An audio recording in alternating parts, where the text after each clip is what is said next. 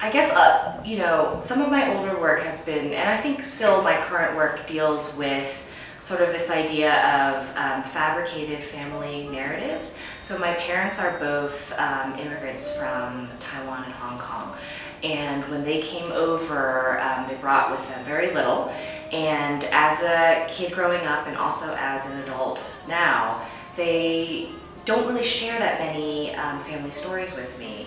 Not because I think not because they don't want to or because of any sort of trauma or anything that happened in the past, but really I think it's just about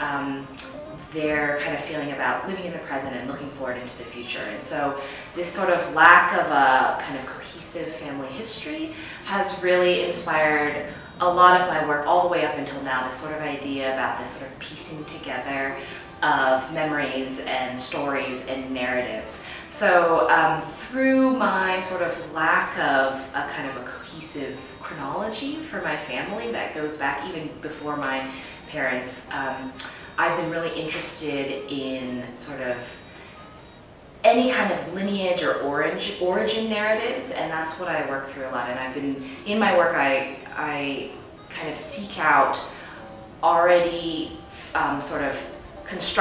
pre-constructed modes of storytelling and visual ways to kind of create narratives. So in previous work, I've worked with heraldry or totem pole structures to kind of point to this idea of like creating and constructing. For me, what for me is sort of an imagined history, because I don't have that concrete sense of what my actual history is. So I guess, thinking about my family does kind of come into the work a lot. And I think, in some way it relates to my interest in printmaking and specifically screen printing, this idea of sort of layering images on top of one another and how that can kind of mirror this way that I'm sort of layering and kind of piling different references and different family stories and different family histories and fake family histories and fake, family stories combined with like kind of pop cultural references. I think that's part of what draws me to printmaking.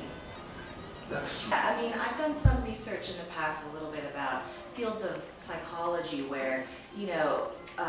this idea that our sense of identity and our sense of self is sort of a malleable structure, that it's constantly being formulated and reformulated and manipulated and adjusted, that who we think we are or who we believe ourselves to be based on a history or a genealogy or an origin is perhaps not the most truest self that we are, that it's like through our current, past, and potentially future experiences that we're kind of crafting our sense of self and identity constantly, and that it's being manipulated on a second by second basis based on what we're experiencing. So, and I think that is something that I work with a lot, that, that our sense of self can be constructed, which is kind of what I'm doing in a playful and humorous way, because that's the kind of work that I enjoy looking at and enjoy making. But kind of poking fun at what is actually true and what is, the differences between fact and fiction. The way that our family is structured or our memories, they're not locked into place, that they're always changing, right? And so we have these ideas and thoughts about who we are or what we remember, but that they're not always the same. You think about something one day, you might remember something bright and shiny in one corner of your mind, and then the next day you think about that same thing again and some other dark element pops up, so it's and that's something that has sustained my practice for a long time, and I'm also interested in pop culture too, and how we sort of recollect and sort of idealize and kind of hold up on a pedestal certain images that are sort of seared into our memory. Exactly, yeah, because in some of my older work, I definitely came up on questions about, is it important to you that the viewers fully understand, these personal symbols and images and icons that you're using? And to me, it's not super, in some of this kind of crazy manipulated images, it's not